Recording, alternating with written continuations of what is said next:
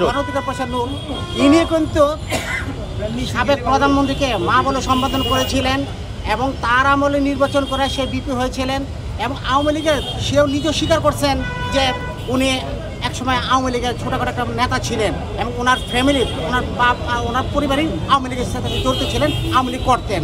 তাহলে তারা যদি এখন দোষর না হয় তাহলে আমরা কেন দোষর হতে যাবো? জাতীয় পার্টি কেন দোষর হবে?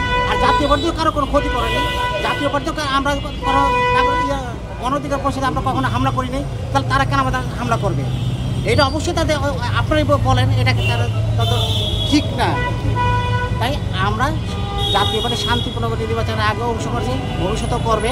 আমরা শান্তিপ্রিয় দল, আমরা সবার সাথে মিলেমিশে দেশ গড়ার কাজে আমরা ছিলাম, অতীত ছিলাম, বর্তমানে ভবিষ্যতে আমার নেতার নির্দেশে আমরা সেভাবে কাজ করব।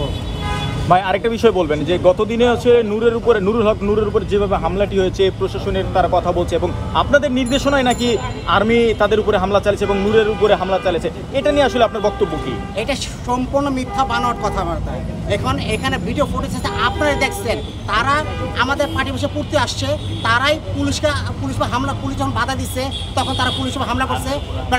পুলিশ আর্মিকে ডাকছে, তাদের পুলিশ বাঁচার জন্য আর্মিকে ডাকছে এবং আর্মিরা তাদের বাধা দিচ্ছে যে তোমরা সেটা সরে যাও, কিন্তু তারা আর্মিকেও হামলা করতে বিদায় তারা আর্মির আইন বল প্রদেশে বাধ্য হয়েছে।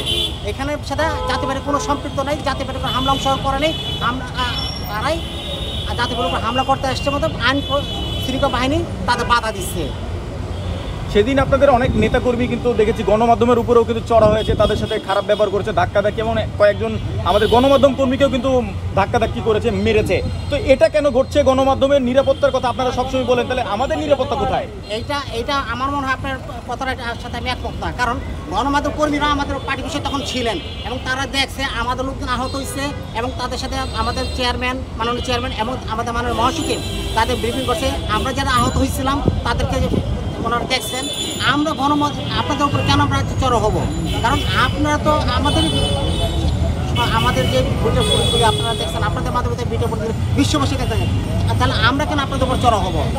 এটা মনে হয় আমাদের ভুল ধারণা। কারণ ওদের লোকজন আমাদের মাঝে থাকে, হয়তো আপনাদের দেখেছে আমাদের বদনাম করার জন্য তারা হয়তো এই কাজটা করতে পারে, কিন্তু আমরা করি না। আমাদের দলীয় লোকজন আপনাদের কেন চড়ো হবে?